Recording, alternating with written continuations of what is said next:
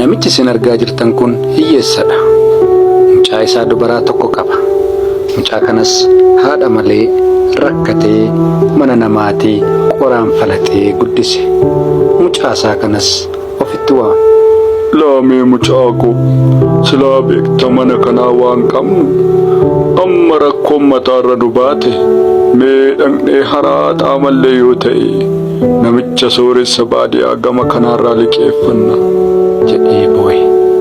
Mucaan isaas maaloo abbaa hin boo'inka hin gaddiin hin darba hundumtiyyuu anuu siin dabarsa jetteeni. Innis gaafa inni liqeeffachuuf deemuuf jedhu isheenis si faana deemuun qaba jettee abbaa ishee wajjin gara iddoonni maallaqa liqeeffatuu deemte. Namichi isin argaa jirtan kun immoo sooressaa baadiyaati. Maallaqa liqeessee dhala wajjin fudhata. Namoota liqeesseefis maqaa isaanii ilaalee bilbilaafii jira. Turtii muraasa booda jarri kunis namicha maallaqa liqeessu biraa gaani. Innis Nuura jedhee isaan teessise.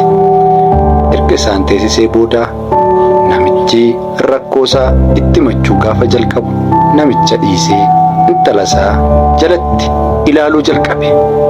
Namichi hiyyeessi kunis maaloo anoo baay'ee rakkadheen simbira dhufe waanuma qoonqootti nyaannu tokkollee mana hin qabnu irraa maallaqa nuu liqeessaa birraa sinii deebisna dhalasaa wajjin jedhee itti boo'e.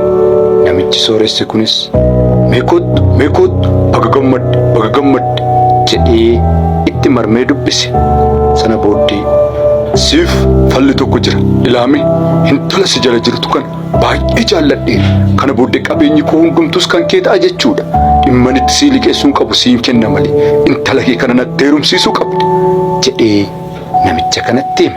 Namichi hiyyeessi kunis maallaqaan gowwoomfame tole haa ta'u gaasammoo jedhee itti walii gale. Namichi sooressi kunis maallaqaan maarii kenneefi. Namichi hiyyeessi kunis baay'ee gammadee gara intala isaatti deebi'e.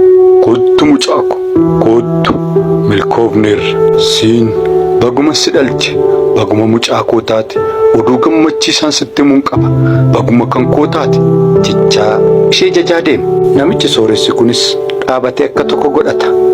Ija keessa ishee ilaala gammadees ni dannasa. Intalli namicha kana maaloo abbaa natti mikaa maaluma argatte maaliif bagan si dhalchinaan jettaa jettee gaafatte. Ilaamee mucaako ati carra qabeettiidha karaa kee anis rakkina keessaa ba'uufan jechaa jira. Namichi sooressi kun si fuudhuu barbaada baga gammadde jedhee ka'eetti marma. Isheenis kun akkamitti ta'uu danda'a nan jaallattu jechuudha ati jaarsatti akkamitti na heerumsiiste birriitiin na gurgurtaa ani dhala kee miti hin ta'u kun tasuma jettee diddee biraa sokkete. Innis dhala koon sokkeen wayyoo akka rakkina keessatti hafu barbaaddachuudha akka niyyuma keessatti hafu barbaaddachuudha jedhee boo'e. Ammas abdiin kutanne guyyaa biraa meekootu meentala koo gadi meekootu as taa'i jedhee gadi ishee waame. Isheenis dhuftee bukkee teesse.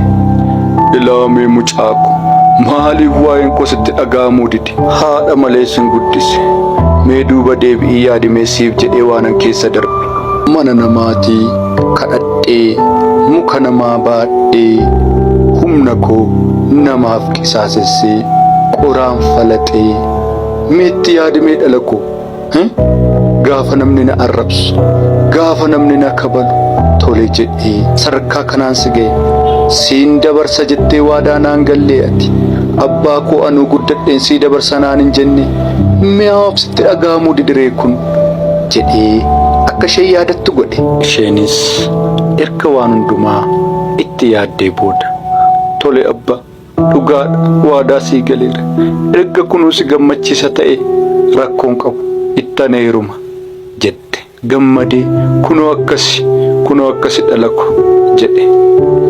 Namichi sooressi kun guyyaa biraa gara mana isaanii dhufe. Jirtuu jedhee nagaa ho'aa gaafate. Garaasaas asii achee dhiibee dhaabatee ma dubbise. Jaarsis intala gadi waameefi intallis tole jettee itti walii galtee jirti gatii ta'eef gadi baate. Innis itti marme har'umatti gaggabe. Sadan isaanii iyyuu daqiiqaa muraasa taa'anii erga yaada wal jijjiiranii waa hedduu haasa'anii booda namichi sooressi kun, egaa mana koo deemtee haa ilaaltu. Mana ilaalchiseen deebitee haa dhuftu galgala keessa jedhe.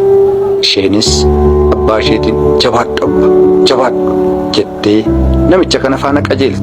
Namichi sooressi kunis gara mana isaatti galchee, ani egaa kana booddeessi qofaafan jiraadha. Qabeenyi koo hundumtuu kan kee ta'uu isaati. Argitee qobaa koo mana akkas bal'atu keessan jira jedhee waan hundumatti haasa'e. Ishee hammate itti of jaje. Haa ta'u malee garuu mucaa dargaggeessa isin argitan kun ilma isaati. Abbaa jedhe. Ni argitoonni gangalchuus. Namichi sooressi kunis, maal dhabdee dhufte?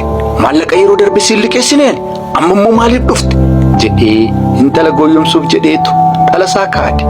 Maal ilaa birrii liqeeffachuu dhufe argite jedhe. Intallis bakka teessuu utaaltee kaate. Qoy hin dubbatin mucaa kee miti kun sila mucaa kee miti jettee mucaatinis abbaa keeti jettee gaafatte. Mucaanis eeyyee abbaa kooti jedhe. Isheenis baay'ee aarte. Dhageessitta namicha nana salphataa. Silumayyuu ani abbaa koof waadaa gatiin galeeruufa hansi faana dhufe malee si jaalladhe miti. Ati salphoodha. Haadha manaa kee dhiiste anaan ganaana fuudhuufi salphoo qoyne jala jettee utaaltee baate. Mucaan isaa kunis, maal gochaa jirtaa abbaa jedhee gaafate. Abbaan isaas, dhiifama mucaa ko, haadha keetti himee waan argite kana hundu dhiifama nan dogoggore. Maaloo nan dogoggore jedhe. Ilmi isaas, abbaa haadhi koo biyya alaatii maallaqa hojjettee kushinaa namaa hojjettee birrii sitti ergiti. Ati maallaqa isheen sitti ergitu hin qaaneffattu callistee gaafa akkas gootu jedhee utaalee bahe. Innis, kootu mucaa ko dhiifama naa godhi. Wayyoo yookiin haadha manaa kootti nafne yookiin mucaa kootti nafne yookiin maallaqa kootti nafne yookiin intala kanatti nafne jedhee ofitti gadde. Egaa karaan sobaan dhaqan galma nama dhiba jedhu mitiire. Yeroo hundumaa waan gaarii qofaa goonu. Ulfaadhaa. Laayik sheer godhaa.